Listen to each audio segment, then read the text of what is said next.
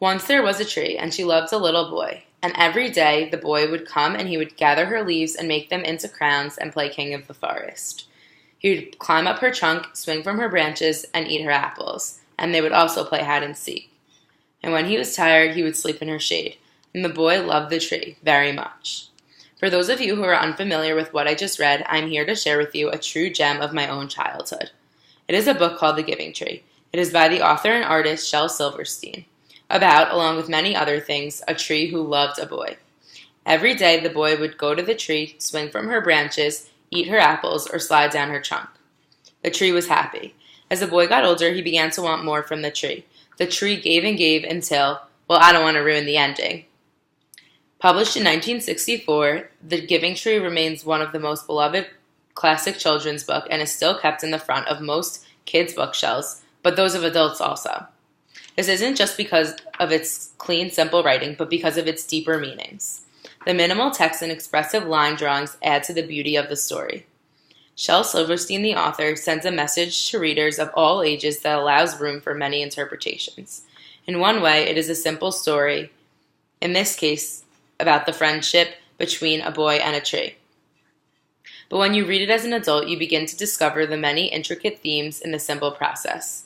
It is arguably known as one of the most controversial pieces in children's literature ever written.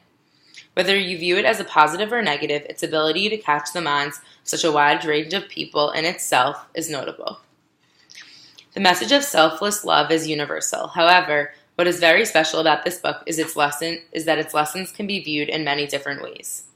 What I can take from this story could be completely different than what all of you do. That's the beauty of it. Each time it's read, you find a different perspective. Love, self-sacrifice, greed, or happiness. Shel Silverstein shows a line between selfishness and selflessness.